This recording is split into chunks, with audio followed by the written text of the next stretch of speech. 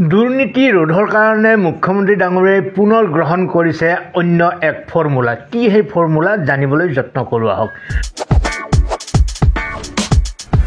নমস্কাৰ দৰ্শকসকল, আজি পুনৰ অন্য এটা ৰিয়েকশ্যন ভিডিঅ'ৰ মাজলৈ আপোনালোকক স্বাগতম জনাইছোঁ। আমি সকলোৱে জানো যে এসময়ত ৰাজীৱ গান্ধী ডাঙৰীয়াই কৈছিলে যে জনসাধাৰণলৈ পঠোৱা এটকা পইচাৰ ভিতৰত 85 টকাই মাজবাটতে ৰৈ যায় আৰু 15 পইচাহে হিতাধিকাৰীজনে পায়গৈ।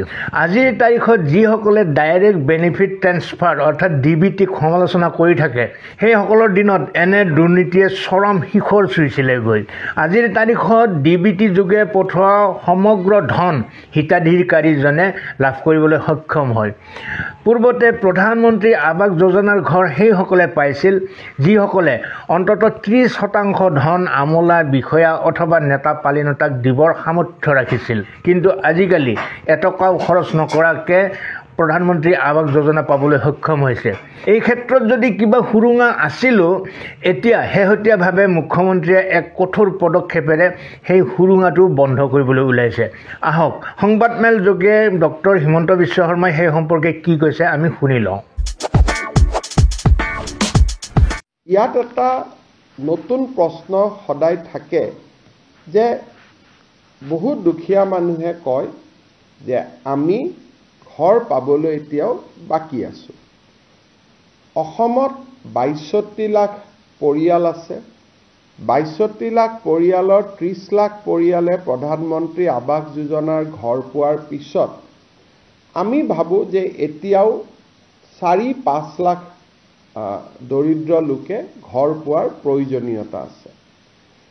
এই ঘৰ পাবৰ কাৰণে আমি প্ৰথম প্ৰক্ৰিয়াটো হ'ল যে মানুহজনৰ ঘৰটো যে কেঁচা ঘৰ তাক প্ৰমাণ কৰিবৰ কাৰণে এটা জিঅ' টেগিং কৰিব লাগে।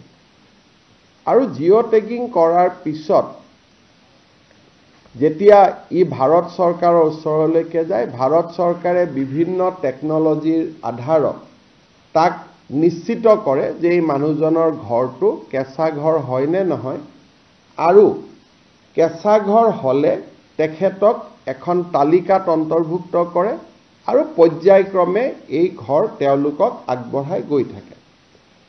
অহা বছৰ এপ্ৰিল-মে মাহত আমি 3,80,000 ঘৰ পোৱাৰ লগে লগে আমি 2018-19 চনত যিখন তালিকা বনাইছিলোঁ সেইখন এক্সজষ্টেড হৈ যাব। তাত আৰু এজনো ৱেইট লিষ্টত মানুহ নাথাকিব। তথাপিতো বহুত লোকে ঘৰ নোপোৱাকৈ থাকি যাব। সেইবাবে আমি ভাৰত চৰকাৰৰ পৰা এটা অনুমতি ল'লোঁ যে আমাক আকৌ এবাৰ জিঅ' টেগিং কৰাৰ কাৰণে অনুমতি দিয়ক। কিবা কাৰণত যদি কোনোবা বাদ পৰি গৈছে তেতিয়াহ'লে আমি তেওঁলোকক শেষবাৰৰ কাৰণে এটা জিঅ' টেগিং কৰিব পাৰিম। কিন্তু জিঅ' টেগিং কৰিলে সাধাৰণতে গাঁৱৰ মানুহে আমাক আপত্তি কৰে যে পঞ্চায়ত আৰু গ্ৰামোন্নয়ন বিভাগৰ কৰ্মচাৰীসকলে 25-30 হাজাৰ টকা দাবী কৰে আৰু তেওঁলোকক যদি টকা দিয়া নহয় তেওঁলোকে দৰিদ্ৰ দুখীয়া মানুহৰ ঘৰ জিঅ' টেগিং নকৰে। অভিযোগ কিমান সঁচা কিমান মিছা তাক আমি অনুসন্ধান কৰিব খোজা নাই, কাৰণ বহু অভিযোগ সঁচা হ'লেও তাৰ প্ৰমাণ নাথাকে, প্ৰমাণ নাথাকিলে চৰকাৰে ব্যৱস্থা ল'ব নোৱাৰে। সেইকাৰণে আমাৰ সদায় লক্ষ্য আছে যে ইম্প্ৰুভমেণ্ট অফ দ্য ছিষ্টেম, ব্যৱস্থাৰ পৰিৱৰ্তন হ'ব লাগে, যাতে ব্যৱস্থাৰ পৰিৱৰ্তনত দুৰ্নীতি বা দৰিদ্ৰ মানুহক প্ৰবঞ্চনা কৰাৰ যিখিনি ক্ষমতা সি যাতে একেবাৰে সীমিত হৈ পৰে, যে কৰিব খুজিলেও কৰিব নোৱাৰে। সেইবাবে এইবাৰ আমি জিঅ' টেগিঙৰ এটা নতুন ব্যৱস্থা আৰম্ভ কৰিছোঁ। এইবাৰ প্ৰথম জিঅ' টেগিংটো আমাৰ গাঁৱৰ মহিলা আত্মসহায়ক গোটসকলক যোনে পৰিচালনা কৰে, জীৱিকা সখী বাইদেউসকলৰ দ্বাৰা আমি প্ৰথম জিঅ' টেগিংটো কৰাম। লোকসভা নিৰ্বাচনৰ সময়তো মই ৰাইজক প্ৰতিশ্ৰুতি দিছিলোঁ যে আমি আত্মসহায়ক গোটৰ সুবিধা লৈ এইবাৰ আমি জিঅ' টেগিং কৰাম। সেইকাৰণে আমি এইবাৰ নিয়ম কৰিছোঁ যে গাঁৱৰ জিঅ' টেগিং প্ৰথম ডিপাৰ্টমেণ্টৰ কৰ্মচাৰীয়ে নকৰে, আমাৰ জীৱিকা সখী বাইদেউসকলে আত্মসহায়ক গোটসকলৰ পৰা উপযুক্ত সহায় লৈ তেওঁলোকে প্ৰথম জিঅ' টেগিংটো কৰিব। এইটো ভাৰতৰ ভিতৰতে অসমত প্ৰথমবাৰ আমি আৰম্ভ কৰিছোঁ যে ডিপাৰ্টমেণ্টে জিঅ' টেগিং নকৰে, আত্মসহায়ক গোটৰ বাইদেউসকলে ঘৰে ঘৰে লৈ যাব আৰু জীৱিকা সখী বাইদেউসকলে জিঅ' টেগিং কৰিব। আৰু তাতো আমি নিয়ম কৰিছোঁ যে সেইখন গাঁৱৰ জীৱিকা সখী বাইদেৱে টেগিং নকৰে, ওচৰৰ গাঁওখনৰ পৰা আহিহে তেওঁ টেগিং কৰিব।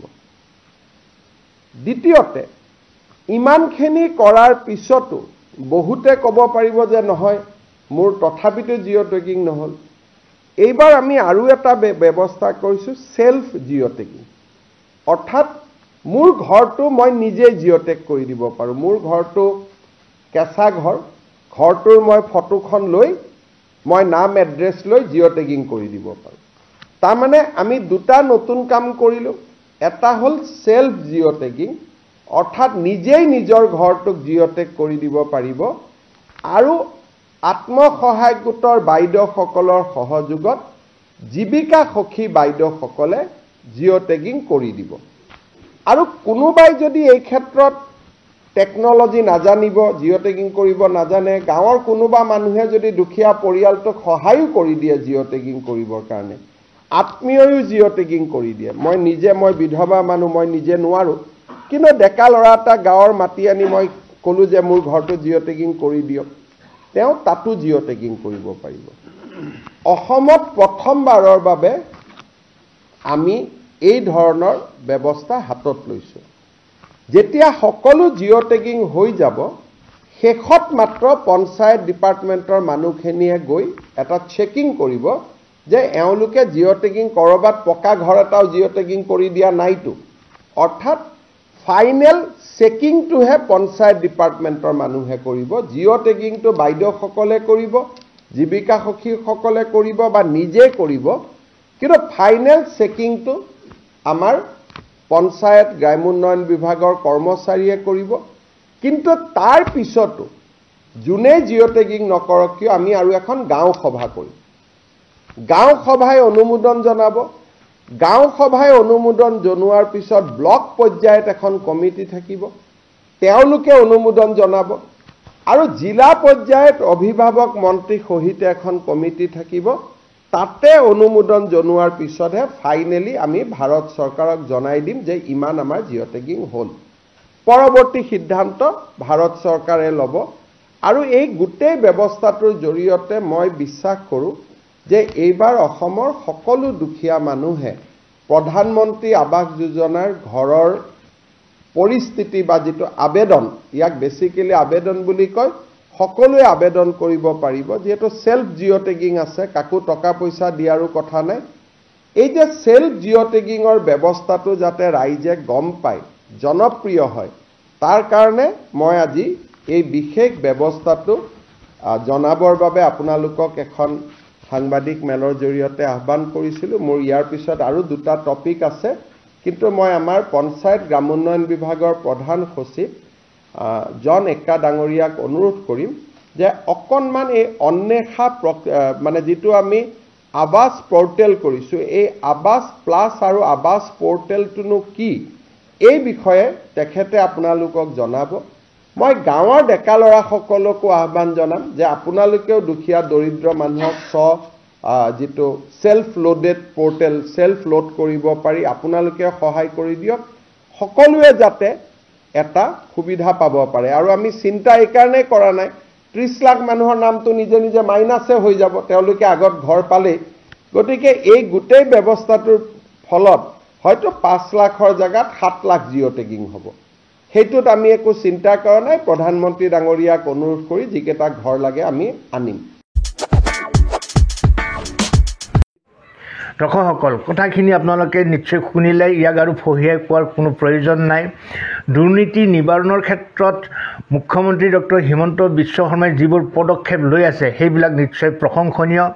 বাকী আমাৰ জনসাধাৰণৰ যথেষ্ট কাম আছে। আমি অকণমান অসুবিধা পালে আমোলা বিষয়া বা নেতা পালিনেতাসকলক পইচা যাচিবলৈ যাওঁ। নিজেই আমি প্ৰস্তাৱ দিওঁ যে ইমান দিম, সোনকালে মোৰ কামটো কৰি দিয়ক। এনেবোৰ কথাৰ পৰা আমি দূৰত থাকিব লাগিব। সমাজ এখন সংস্কাৰ কৰিবলৈ, সমাজ এখন শুদ্ধ কৰিবলৈ কেৱল চৰকাৰী পক্ষই আগভাগ ল'লেই নহ'ব। আমাৰ জনতাৰো, আমাৰ জনসাধাৰণৰো যথেষ্ট ডাঙৰ ভূমিকা এটা আছে।